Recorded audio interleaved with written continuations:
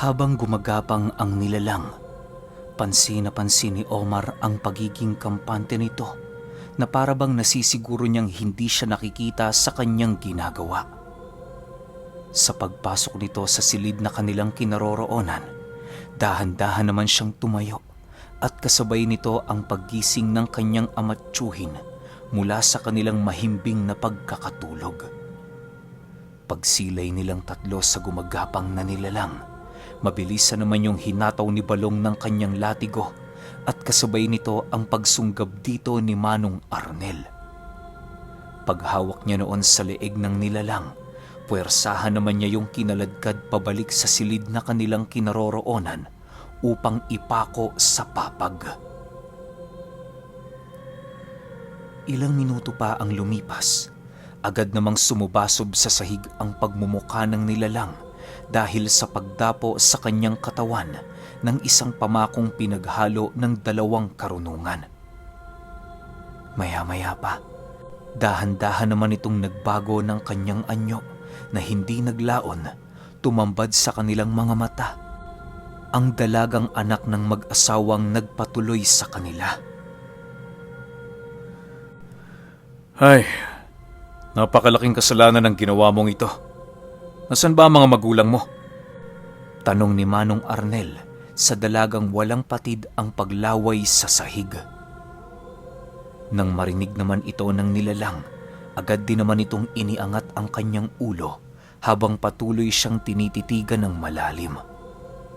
Maya-maya pa, bigla namang nabaling ang kanilang paningin sa labas ng silid na kanilang kinaroroonan nang makarinig sila doon ng mahinang kaluskos ng mga nilalang. Pagsilay nila sa napakadilim na pasilyong yon, bumungad sa kanila ang mag-asawang aswang na namumula ang mga mata. Bagaman walang gasera ang nakasindi noong mga oras na yon, kitang-kita nila ang malademonyong kaanyuan ng mga ito. Matapos nilang masilayan ang mga aswang, dali-dali naman nilang binunot ang kanilang mga sandata sa kabila ng panghihina ng katawan ng dalawang kasama ni Omar. Tay, ako na ang bahala sa mga ito. Diyan na lang kayo. Batid kong hindi pa magaling ang mga sugat ninyo. Wika ni Omar sa kanyang anak. Nang marinig naman ito ni Manong Arnel, tumingin lang naman ito sa kanya habang dahan-dahang ngumingiti. O sige anak, ikaw na ang bahala sa mga yan. Alam kong malaki ka na at hitik na ang iyong kakayahan. Balong, ano sa tingin mo ang gagawin natin sa dalagang ito? Sagot naman ng kanyang ama. Siguro, Manoy Arnel, pagbilangin natin siya ng butil ng mais hanggang mag-umaga. Masaya yon, di ba? Sagot naman ni Balong. Nang marinig ni Manong Arnel ang sinabi nito, hindi nito mapigilang mapatawa dahil sa naisip na parusa ng kanyang kaibigan. Ilang minuto pa ang lumipas, nabaling naman ang kanilang paningin sa mag-asawang aswang nang marinig nila itong umatungal ng hindi kalakasan. Pagkarinig noon ni Omar, dali-dali naman niyang kinaharap ang mga ito at kasabay nito ang pag-ihip niya ng kanyang mga buhay na salita sa tabak na kanyang hawak-hawak. Sa pagsugod ng mga nilalang sa kanyang kinaroroonan, mabilisan naman niyang sinalubong ang mga ito habang patuloy na nagpapalipad hangin sa buong paligid. Nang masipat niyang gumapang sa bubunga ng lalaking aswang, walang pagdadalawang isip naman niya itong binato ng tigalpo na siyang naging sanhi upang bumulusok yon sa sahig na kanyang kinaroroonan. Pagkabagsak ng nilalang, bigla namang napasigaw ang asawa nito nang masipat niyang walang habas itong inuundayan ng taga ni Omar. Segundo lang naman noon ang naging pagitan nang tuluyang kumawala sa katawan ng nilalang ang mismong ulo nito. Dahil sa pangyayaring yon, bigla namang napaatras si Omar sa kanyang kinatatayuan nang masipat niyang paulit-ulit siyang tinataboy ng naiwan nitong asawa. Sa pagpapatuloy ng ganoong kaganapan, ninais niyang hayaan na lamang ang nilalang para naman kahit papaano magawa nitong mahagkan ang kanyang asawa sa kahuli-hulihang pagkakataon. Sabi naman sa inyo, makikituloy lang kami. Kung hindi kayo nangahas na kami ay gawa ng masama, hindi ito mangyayari sa inyo. Pasensya na lang, Ale, sapagkat hindi mga ordinaryong tao ang nais ninyong biktimahin. Wika ni Omar habang pinagmamasdan ang nilalang na panay ang pag-iyak sa kinaroroonan ng walang ulo nitong asawa. Nang marinig naman ito ang sinabi ni Omar, bigla naman itong tumingin sa kanya habang patuloy na umaangil. Maya-maya pa, bigla namang tumayo ang aswang at kasabay nito ang muli nitong pagsugod sa kanya ng walang pagdadalawang isip. Dahil sa pangyayaring yon, napilitan siyang patayin na lamang din ang asawa nito upang matapos na ang kanilang paghihirap. Pagsilay niyang gumapang yon sa kisame ng bubong, kalmadong hinintay naman ni Omar ang pagsunggab nito sa kanyang kinaroroonan. Nang masipat niyang tumalo na ang nilalang, buong lakas naman niya itong sinalubong ng walang pagdadalawang isip. Pagbao ng matatalas nitong mga kuko sa kanyang balat, walang habas naman siya nitong inundaya ng saksak sa kanyang dibdib. Nang masipat naman ni Manong Arnel ang kasalukuyang kaganapan, halos hindi niya maiwasang kabahan para sa kaligtasan ng kanyang anak. Maya-maya pa, bigla namang kumalma ang kanyang nararamdaman nang masipat niya ang katawan ni Omar na hindi nasusugatan. Nakakaawa talaga kayong mga nilalang. Sa kabila ng pagiging mahina ng inyong mga kakayahan, nagtataglay din kayo ng mahinang kaisipan. Kung hinahangad mo talagang ako'y paghigantihan, mas mainam sigurong bumawi ka na lang sa susunod mong buhay. Wika ni Omar habang dahan-dahang hinahawakan ang balikat ng aswang. Matapos niyang mahawakan ng mahigpit ang balikat ng nilalang, mabilisan naman niya itong inihipan ng sumpa sa bumbunan. Paglapat ng mga buhay na salitang kanyang pinakawalan, bigla namang dumilat ang aswang at kasabay nito ang dahan-dahan nitong paglupasay sa kanyang kinatatayuan. Nang masipat niyang umiipekto na ang kanyang mga binitawang buhay na salita, dahan-dahan naman niyang binitawan ang aswang. Ilang minuto pa ang lumipas, wala nang nagawa ang nilalang na yon, kundi ang magpatingin sa sahig ng kanilang bahay habang patuloy na sinusubukang alisin ang sumpang dumapo sa kanyang katawan. Subalit dahil sa lakas ng pinaghalong karunungan ng magkabilang panig, bigo ang nilalang na yon ay mapangibabawan. Sa pagnuot ng mga buhay na salita sa kanyang katawan, tuluyan na nga nitong winakasan ang kanyang naghihirap na buhay. Nang mapagtanto ni Omar na patay na ang mag-asawang aswang, dali-dali naman niyang nilapitan ang kinaroroonan ng kanyang ama at tiyuhin. Tay, anong gagawin natin sa mga aswang na yan? Tanong ni Omar paglapit nito. Hayaan na natin si Balong ang magpasya ng magiging tadhana ng batang aswang. Magpahinga ka na, anak. Maaga pa tayo bukas. Sagot naman sa kanya ni Manong Arnel. Matapos itong marinig ni Balong, inutusan naman niyang tumayo ang dalaga upang dalhin sa labas ng kanilang tahanan. Bagaman umiiyak ito at nagmamakaawa, hindi niya ito pinakitaan ng kahit na anumang awa at kahinaan. Nang makaalis na si Balong sa kanilang silid na pinagpapahingahan, pinili ng mag-amang magpahinga upang paghandaan ang kanilang susunod na paglalakbay kinabukasan. Habang hinihintay nila noon si Balong, hindi na nila namalayang tuluyan na pala silang nakatulog sa silid na yon. Kinaumagahan paggising ni Omar, bumungad sa kanya ang kanyang tiyuhin na nakayakap sa kanya habang tulog mantika. Dahan-dahan naman niyang inalis sa kanyang katawan ang pagkakahawak nito upang kahit papaano hindi niya ito maistorbo. Sa paglabas ni Omar sa silid, tinungo niya ang kusina ng tahanan sa pagbabakasakaling makakapagtimpla ng kape kung meron man. Subalit pagdating niya doon, tanging mga pinatuyong karne lamang ang kanyang nakita. Nang mapagtanto ni Omar na wala siya doong mapapakinabangan, ninais niyang maghintay na lamang sa paggising ng kanyang ama at tiyuhin. Sa pagsapit ng 8:00 ng umaga, kasalukuyan na nilang binabagtas ang daan patungo sa susunod na baryo na kanilang pupuntahan. Dahil medyo may kalakasan na noon ang kanyang ama, kaya na may napagpasyahan na nilang gumamit ng lagusan upang mabilis ang kanilang pagbalik sa orihinal nilang pinanggalingan. Kaya lang naman sila hindi pa nakakapaglakbay dahil naghahanap sila ng pinakamainam na lagusan na kanilang daraanan. Ayon kay Omar, na ang mga lagusang nagkokonekta sa bawat kalupaan ng mundo ay merong mga panganib na maidudulot sa mga dumaraan dito.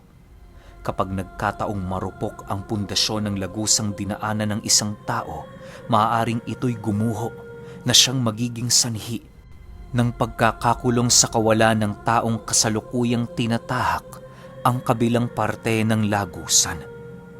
Dagdag pa ni Omar na may mga mapanlinlang ding mga lagusan kagaya ng mga punong pinamamahayan ng mga itim na elemento at mga laman lupang mapanlaro sa tao.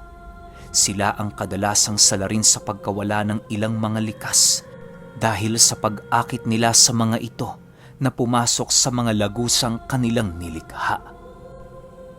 Ilang oras pa ang lumipas, nadapo na nga sila sa ibayong baryo kung saan nakita nila ang sentro ng bayan.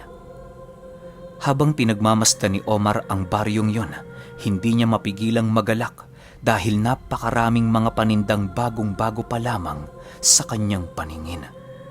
Bagaman wala silang salaping magagamit para bilhin ang mga ito, nakokontento na lamang siya sa pagsilay dito. Tay, sayang no? Kung may pera lang sana tayo makakabili tayo dito ng marami. Wika ni Omar. May pera man o wala anak, sasayangin mo lang ang mga bagay na yan. Kapag tumawid ka sa lagusang daraanan natin mamaya, paniguradong malulusaw ang mga temporal na bagay na gawa ng taong iyong hawak. Sagot naman sa kanya ng kanyang ama. Nang marinig ni Omar ang sinabi nito, doon niya tuluyang naunawaan na ang mga bagay na gawa ng tao ay hindi pwedeng dumaan sa lagusang gawa ng engkanto. Bukod kasi sa mariin yung ipinagbabawal, nagtatangan din ito ng parusa sa sinumang nilalang na magtangka ng ganong gawain. Mariin kasing kinokondena ng mga bathala ang mga demonyo ang anumang pagpasok ng mga temporal na bagay sa kanilang mundo. Dahil sa mga narinig ni Omar, ninais na lamang niyang tumahimik alinsunod sa nais ng kanyang ama. Sa pagpapatuloy ng kanilang paglalakad, nadapo sila sa isang kainan kung saan napakaraming tao ang kumakain ng kanilang pananghalian. Dahil sa wala sila noong dalang salapi, napilitan si Balong na gumawa ng paraan para mapunan ang kanilang kumakalam na sikmura. Sa paglapit niya sa tindahan, bigla naman niyang tinitigan ng tindera ng pagkain habang patuloy itong pinapadapuan ng mga buhay na salita. Nang maramdaman niyang kumapit na ang karunungang pinaihip niya, dahan-dahan na siyang nagbigay ng utos sa tindera. Bigyan mo kami ng pagkain, yung tama lang, para mapunan ang aming mga tiyan. Salamat at pasensya ka na. Wika ni Balong sa tindera. Nang marinig naman ng likas ang sinabi nito, agad naman yung kumuha ng 3 plato at walang pagdadalawang isip na nilagyan ng pagkain. Nang masipat naman nila Omar ang pag-upo ni Balong sa isang mesa, dali-dali naman nila itong nilapitan.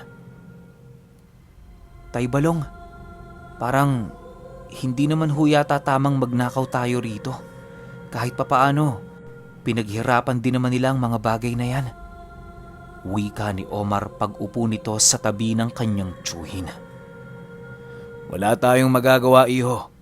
Kailangan nating mabuhay alang-alang sa ina mo. Huwag kang mag-alala. Sigurado akong darating ang panahon. Pagpapalain ng taong nagpakain dito sa atin. Sagot naman ni Balong. Alam mo anak, paminsan-minsan kinakailangan mong gumawa ng masama kung sa tingin mo ito ay tama. Hindi tayo perpekto. Palagi mo yang itatak sa isip mo. Dagdag pa ni Manong Arnel. Ilang minuto pa ang lumipas. Tuluyan na nga nilang nakuha ang kanilang pagkain na siya namang mabilisan nilang nilantakan. Habang nasa kasagsagan sila noon ng pagkain, bigla naman silang naantala ng merong 4 na kataong lumapit sa kanilang kinakainan. Pagsilay nila sa mga ito, agad naman nila yung napansin na purong mga lulong sa impluwensya ng alak. Upang makaiwas sa kahit na anong gulo, pinilit nila Omar na ito'y iwasan habang kumakain ng tahimik hanggat maaari. Subalit, kahit anong pagpipigil ang ginawa nila noon, para bang gulo talaga ang hinahanap ng mga lalaking yon. Maya-maya pa, bigla namang napakunot ang ulo ni Balong nang hawakan ng isang lasenggo ang platong kanyang kinakainan. Dinurog nito ang mga butil na pagkaing nasa pinggan na siya namang naging dahilan para masagad ang kanyang pasensya. Matapos ang mga pangyayaring yon, bigla namang napatayo si Balong at kasabay nito ang walang pagdadalawang isip niyang pagsapak sa lasenggo. Dahil sa bilis ng mga pangyayari, maging sila Omar ay wala nang nagawa para awatin ang kanyang tiyuhin. Ilang minuto pa ang lumipas. Kitang-kita na niya noon si Balong na pinagtutulungan na siya naman sanang kanyang tutulungan. Subalit akmang tatayo na siya sa pagkakaupo, bigla naman siyang hinawakan ng kanyang ama habang nagsasabi ng, Hayaan mo na yung tiyuhin mo anak. Pagbigyan mo na. Ilang taon na yung hindi nakakapag-ensayo. Matapos nitong makapagsalita, muli na nitong ipinagpatuloy ang kanyang naantalang pagkain. Si Omar naman noon, ninais na lamang sundin ng kanyang ama sa kadahilanang kitang-kita rin naman niya noon ng pagiging lamang ni Balong. Sa pagbalik ng katahimikan sa buong paligid, halos hindi man lang nagtamo ng kahit na anong galos sa katawan si Balong na para bang wala siyang direktang nasalo ng mga pagsapak.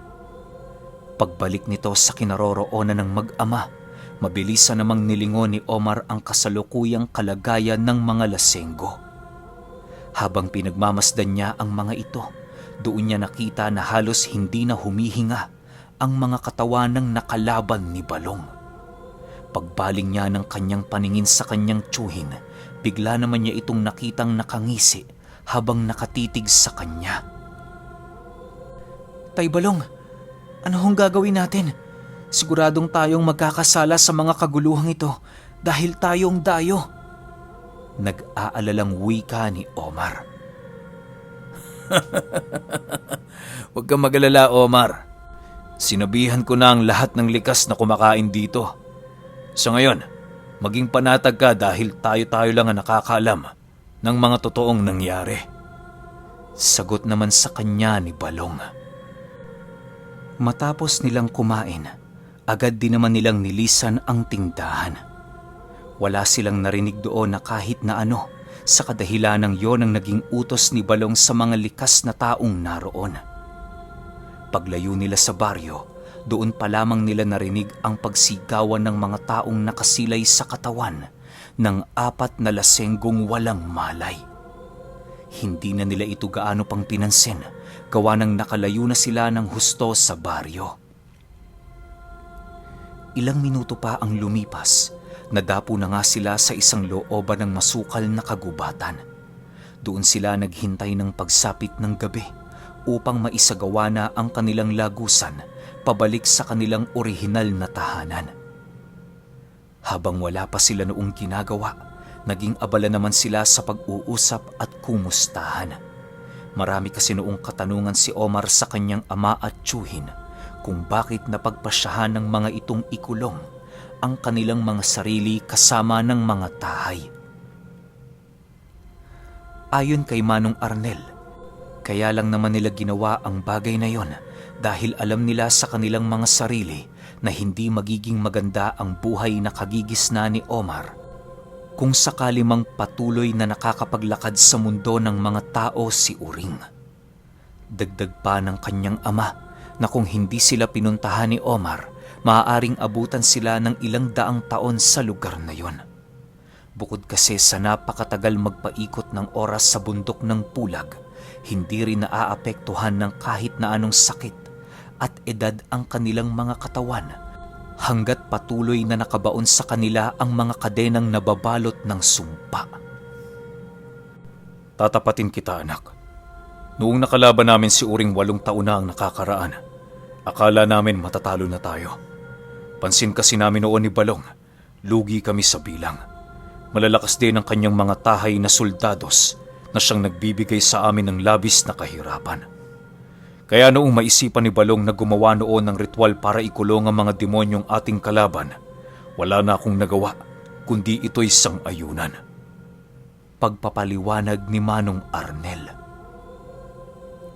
Ayon pa sa kanya, hindi niya lubusang maisip na darating ang puntong makakatakas sila sa sumpang kanilang niyakap at ginawa. Masyado kasing minaliit noon ni Manong Arnel ang kakayahan ng kanyang anak pagdating sa pag-aaral ng mga lihim na karunungan. Matapos namang marinig ni Omar ang sinabi nito, bigla naman yung napangiti sa kanyang ama habang sumasagot ng, "Paanong hindi lalakas, tay? Si inay, palagi kong napapansing umiiyak. Kahit sino naman siguro, magiging desididong hanapin kayo. Hindi ako papayag na wala akong gawin lalo pat alam ko sa sarili kong buhay pa kayo ng aking tiyuhin." Matapos itong marinig ni Manong Arnel, walang pagdadalawang isip naman nilang niyakap si Omar. Sa pagpapatuloy ng kanilang pag-uusap, doon inilahad ni Omar sa dalawa ang tungkol sa kasalukuyang nangyayari sa kanilang baryo. Inilahad niya din sa mga ito na matagal na silang umalis sa dati nilang baryo upang makapag-umpisa ng panibagong buhay. Hindi naman nagalit ang kanyang ama, gawa ng labis niya ding naiintindihan si Omar. Dahil sa labis nilang pagkaabala noon sa pakikipag-usap, hindi nila napansin ang mabilisang pagtalikod ng araw sa kalupaan. Nang mapansin nila noong madilim na ang buong paligid, napagpasyahan nilang isagawa na ang ritual ng pagbukas ng lagusan. Tumulong noon si Omar sa pagsasagawa ng lagusang yon upang maipakita sa kanyang tiyuhin ang mga natutunan niyang karunungan ng mag-isa. Isang oras pa ang lumipas na ihanda na nila Balong ang lahat ng alay at mutya na kinakailangan ng ritual. Sa paglitaw ng buwan sa kalangitan, yun naman ang kanilang hudyat upang buksan ang nakatagong lagusan. Matapos nilang bigkasin ng paulit-ulit ang mga usal, dahan-dahan namang lumitaw sa kanilang harapan ang kulay itim na lagusan na animoy isang alipuyo kung titingnan. Nang mapagtanto nilang pwede na doong pumasok, agad naman itong inunahan ni Manong Arnel at sinunda ni Omar. Habang binabagtas nila ang isang napakadilim na pasilyo, sinigurado muna nilang nakasunod sa kanilang likuran si Balong. Pagsara ng lagusang yon, mabilisan naman nilang tinakbo ang kabilang ibayo nito upang matakasan ang pagsarado ng dimensyon. Halos kisap mata lamang noon ang naging pagitan nang tuluyan silang lumitaw sa isang napakalapad na patag na lugar na merong mga nagsisitaasang talahib.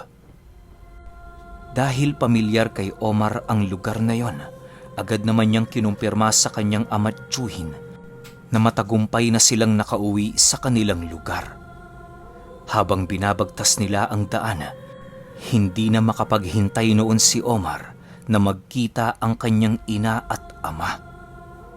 Ilang oras pa ang lumipas Narating na nga nila ang kanilang baryo, kung saan dali-dali naman nilang tinungo ang lugar na kinaroroonan ng amo ni Omar.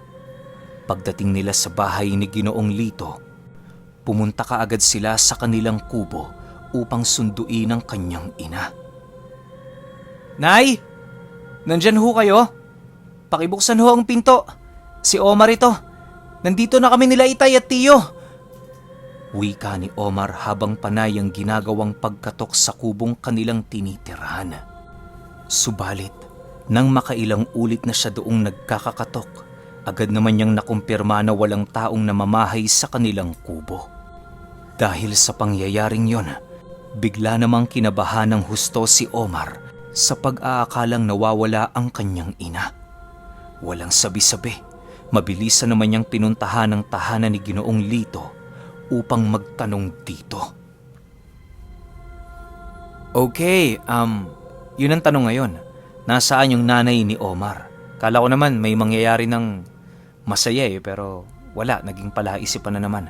Nga pala, last 7 episodes na lang yata to. Dire-diretsuhin na natin para hindi kayo mabitin. Siguro twice a day ang lapag natin para dire-diretso. Yun lang. Salamat."